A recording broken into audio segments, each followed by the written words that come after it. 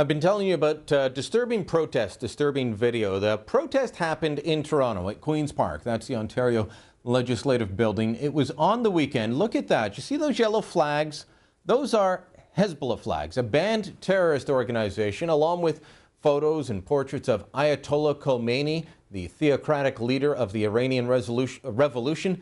That's what was being portrayed. Some scary statements coming out as well. Tarek Fatah joins us from Toronto to discuss this. He is the outstanding author of The Jew Is Not My Enemy and Chasing the Mirage. I will recommend both books to anyone that can pick up a copy. Tarek, thanks for coming in. I just want to establish, for people that don't know you, we've debated before. Well, we've known each other for quite a while, but we've debated before on radio the issue of banning the burqa, with you being on the side of banning the burqa and me saying we can't due to the Charter of Rights. But you are a practicing Muslim, correct? Yes, I am. Absolutely. So we just have to get that out of the way for the, of course, a segment of the show, and you're quite used to that. What was your reaction when you saw this rally at Queen's Park? It's called an Al-Quds rally, put on by a group called Casmo, and some of the statements and paraphernalia that you saw waved about. It happens every year. Al-Quds is the Arabic word for Jerusalem, and mind you, there were no Palestinians there. This is an expression of Iran's interests within the Muslim community. If you notice, most of the folks over there, well, you can't notice it, but I'm suggesting they were Indian or Pakistani Shia Muslims, or some from South Lebanon that were holding on to the Hezbollah flags. The hatred that these folks spread against the West while living over here, you can feel it. It's palpable. And the unfortunate part is that the gentleman who was speaking over there, his mosque is a regular place for very prominent politicians to attend. NDP Member of Parliament Joko Martinez has been a regular guest over there. So how can you protest about the presence of flags of terrorist organizations when leading public figures and intellectuals cow down and cater to these hate mongers for a handful of votes that are promised and actually never delivered? Okay, I think you're talking about Mr. Bangash there, and we'll get to a clip of him in a moment, but I believe first we've got a clip from Mr. Jeffrey speaking at the event. Let's roll that and then get you to react to this. And wherever you see injustice happening, understand there is a 1%, a 2%, a 100% involvement by the Zionist regime. The same Zionist regime that sucks the resources, the blood, and everything that belongs to the people of all across the world from these individuals, and they use it for themselves. Now, this is video that comes to us courtesy of the Center for Israel and Jewish Affairs. I guess those would be the same people sucking the blood and the resources out of the entire world.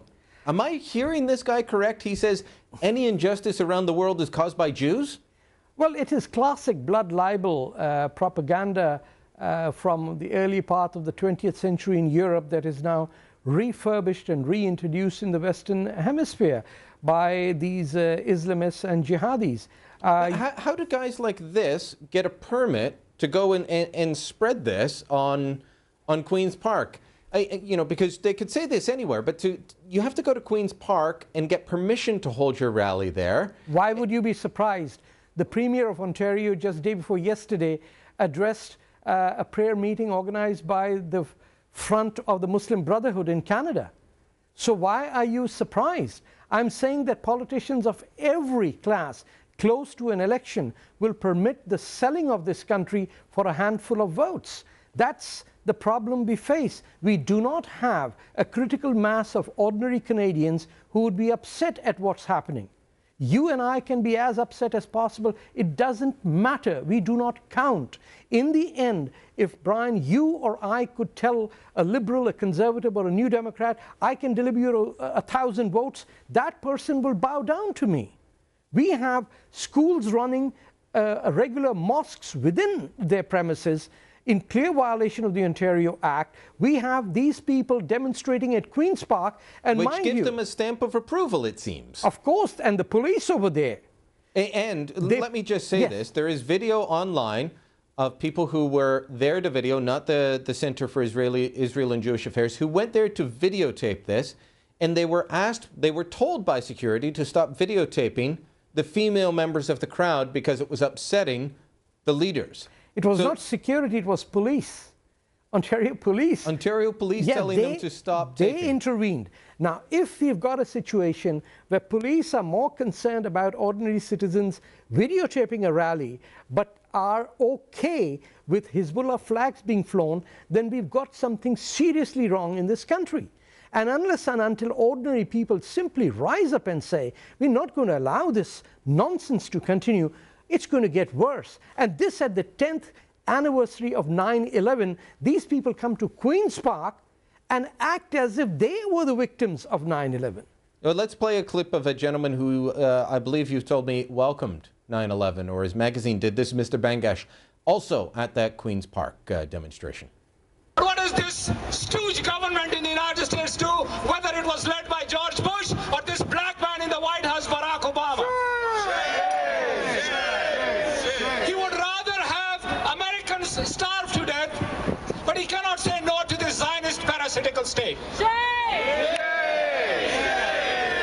inshallah, I see that day when we, the Muslims, will march on Palestine and liberate Palestine for all the people in the world, for the Jewish people, for the Christian people, and for the Muslim people. And under Islamic law, they will all be living as equal citizens.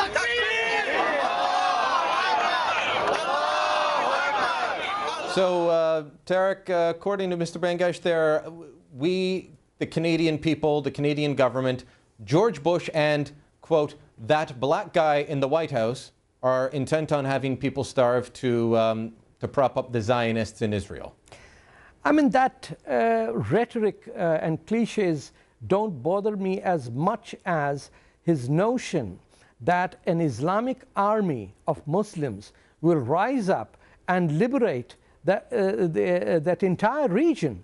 This is being said not in Urdu or Arabic or Persian or Turkish so that you, as a mainstream Canadian, don't understand. He's speaking in English and he's thumbing his nose. He's showing his middle finger to Canada and the United States. And what he's saying is, you can't do a damn thing about what I say because you're cowards, you're too busy watching football games, you're too busy enjoying your weekends and your cottages while we are infiltrating your institutions and taking over, and you do not have the courage to stop us. That's what he's saying in that demonstration outside Queen's Park. You've been warning about infiltration of Islamic fundamentalists into positions of power for some time, and it doesn't seem to be spreading all that far. Do you ever feel like you're yelling into the wind? No, sometimes I do feel despondent and depressed, but I think sooner or later there will be a critical mass of Muslims who will rise up against these hate mongers. I can tell you that just today I learned that there's a coalition of Muslim leaders in America who are coming out in support of the Michigan state law that will in effect ban Sharia law from coming into that state. And people, simple ordinary people, are getting upset. My fear is that revulsion against the hatred spread by Islamists will have a negative effect on race relations, where ordinary people would say, to hell with all these immigrants, they come up and destroy our country. I want people to understand that they need to speak out against hate without hate. You can never fight hate with hate. And these hate mongers who came to Queen's Park need to be addressed by their own communities to say, you do not represent us. If you like Sharia law that you worship so much, why don't you go back to Iran, Afghanistan or Saudi Arabia and apply for immigration over there? I've never seen one person ever stand outside the Iranian embassy and say, I'd like an immigration papers to go to Tehran. Not once, never. You know, the lineup seems to be coming the other way. Tarek Fatah, thanks for coming in today. Thank you for having me.